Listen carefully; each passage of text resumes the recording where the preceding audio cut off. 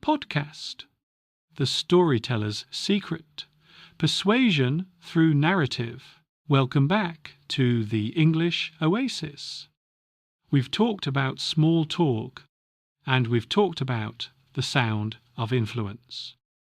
But today, we address the ultimate bridge, the power of story. Have you ever sat through a presentation that felt like a data dump? Numbers, charts, bullet points, all technically correct, but incredibly boring? You understand the words, but you don't feel the mission. Many English learners believe that if they just have the right facts and advanced vocabulary, they will win. But the human brain is not a hard drive. It is a story processor. Today, we follow the story of Maya, a startup founder who had to learn that in English, if you want people to listen to your head, you must first speak to their heart. Part 1. The Data Dump. Maya was the founder of EcoTrack, a revolutionary software that helped factories reduce their carbon footprint.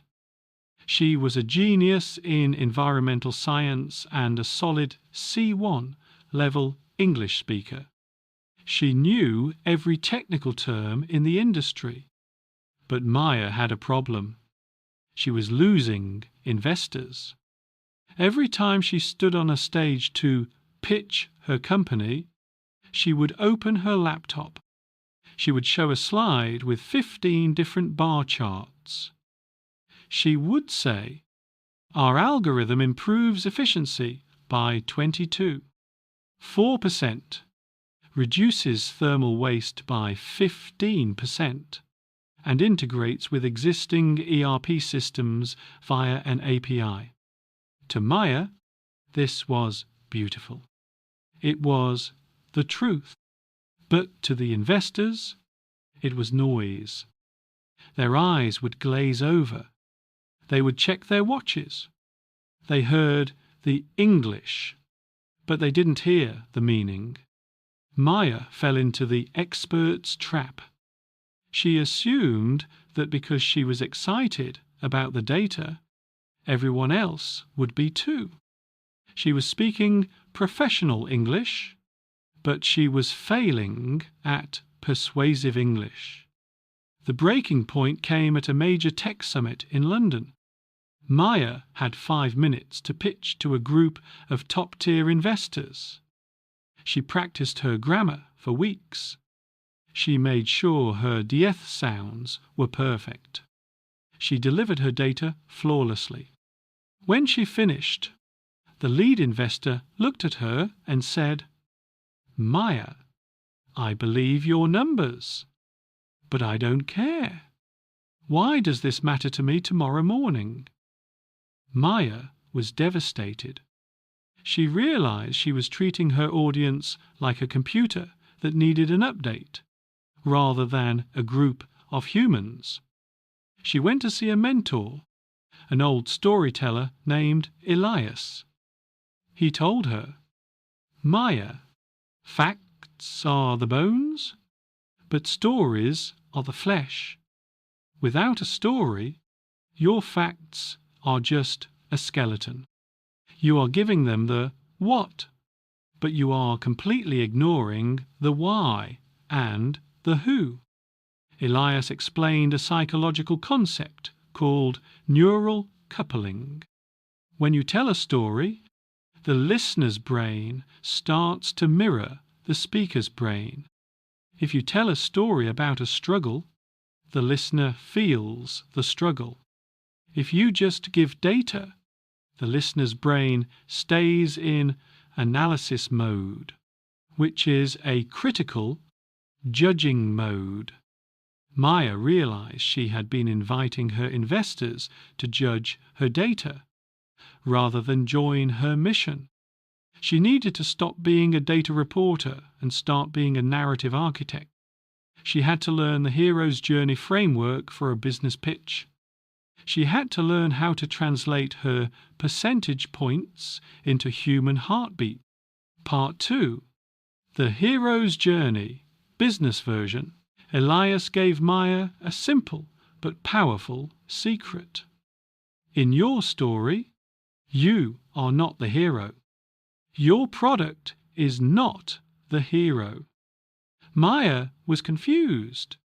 Then who is? The customer is the hero, Elias said. Your company is just the guide or the magic sword that helps the hero win their battle. Maya went back to her script. She deleted the charts. She started to build a narrative arc using 3 specific steps. 1. The once upon a time, the status quo. Instead of starting with our software, she started with a person. Meet John. He runs a factory in a small town. He's a good man, but every night he goes home feeling guilty. He knows his factory is clouding the air his children breathe. He wants to change, but the cost of going green is too high. By using a name and a specific emotion, guilt, Maya was using sensory language. She wasn't talking about environmental impact. She was talking about the air children breathe. 2. The inciting incident, the conflict. One day, the government passed a new law. John had 2 choices: pay a massive fine or find a way to become efficient overnight. He was stuck. This is the tension phase. Without tension, there is no story. In English, storytelling. This is where you use vivid verbs to create a mental movie. 3. The magic sword, the solution. That's where EcoTrack comes in. We didn't give John a new factory. We gave him X-ray vision for his energy waste. With one click, he saw where the money was leaking. Now, her data had a context. The 22% efficiency wasn't just a number anymore. It was the reason John could keep his staff. Maya realized that storytelling in English is about relatability. She started practicing her pitch, but instead of focusing on her accent, she focused on her pacing. She learned to slow down during the sad parts and speed up during the victory parts. She was no longer just translating words. She was translating human experience. She was learning that the secret of the storyteller is to make the audience the protagonist of the story. She was ready for her second chance. Part 3. The messy middle and the vulnerability gap. Maya returned to London for her second round of funding. This time, she sat across from Mrs. Sullivan, an investor known as the assassin for her sharp, unforgiving questions. In the past, Maya would have tried to look perfect. She would have pretended her software had no bugs and that her journey was a straight line to success. But Elias had taught her a different lesson. People don't connect with perfection. They connect with the struggle to achieve it. To become a master storyteller, Maya embraced the vulnerability gap. Maya began her pitch. She returned to the story of John, the factory owner. But this time, she didn't skip to the happy ending. But here is the truth, Maya said, her voice dropping into a sincere, lower register. In the first 6 months, John almost quit. Our software flagged so many errors that his team was overwhelmed. It was a mess. We call this the messy middle. The room went silent. Mrs. Sullivan put down her pen and looked directly at Maya.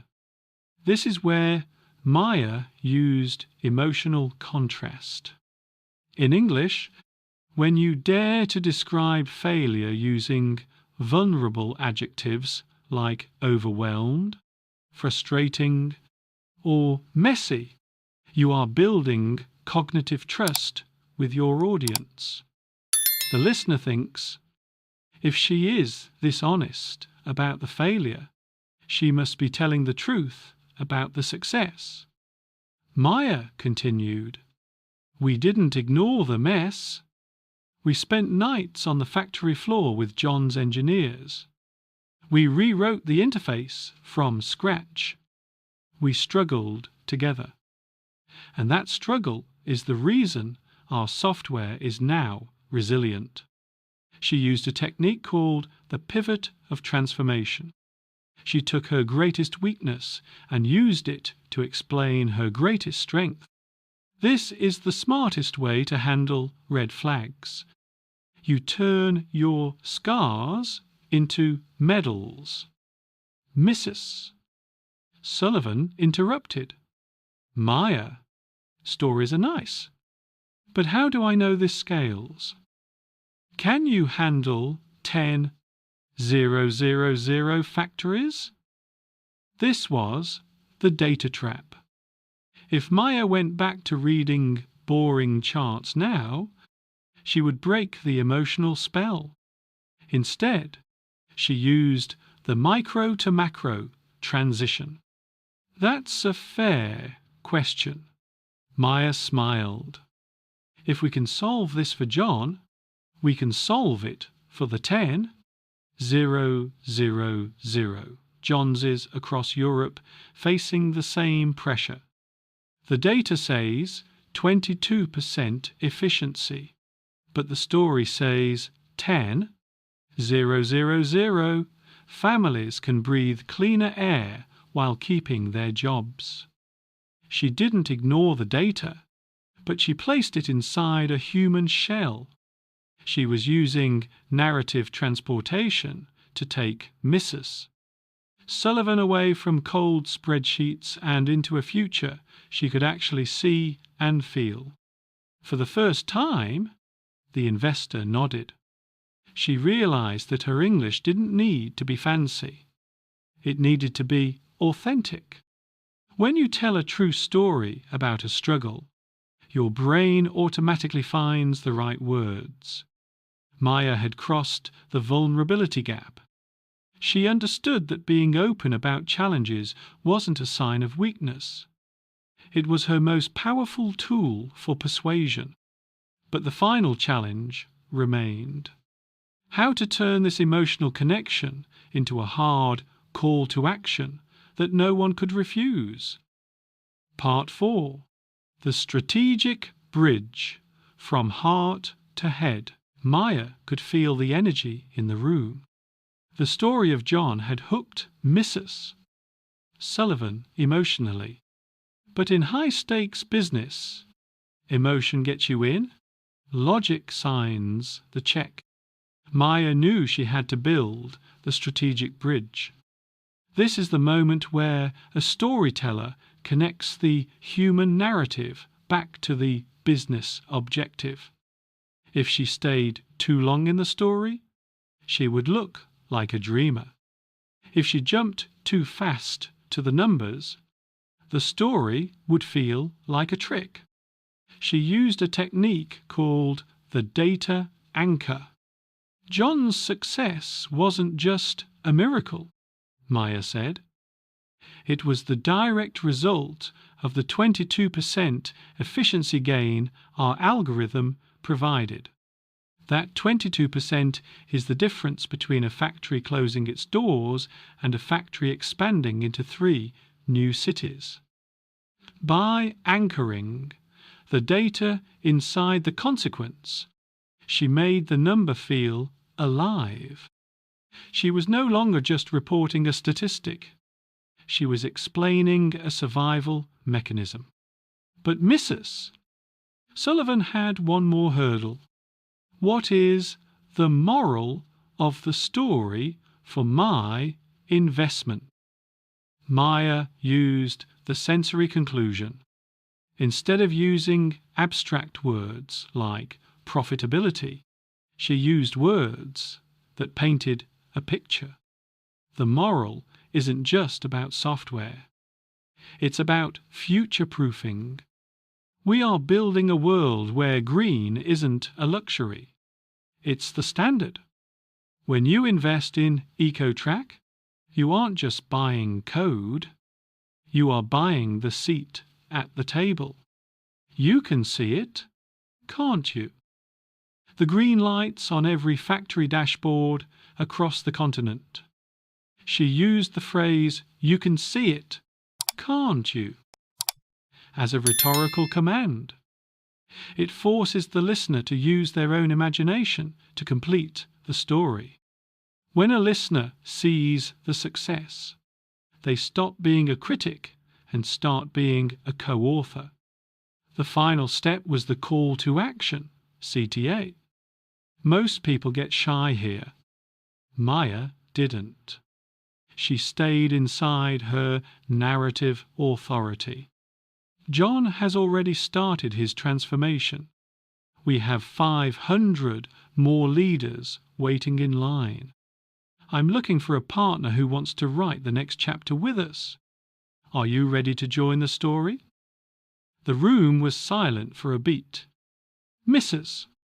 Sullivan didn't look at her phone. She looked at Maya. I like the ending of that chapter.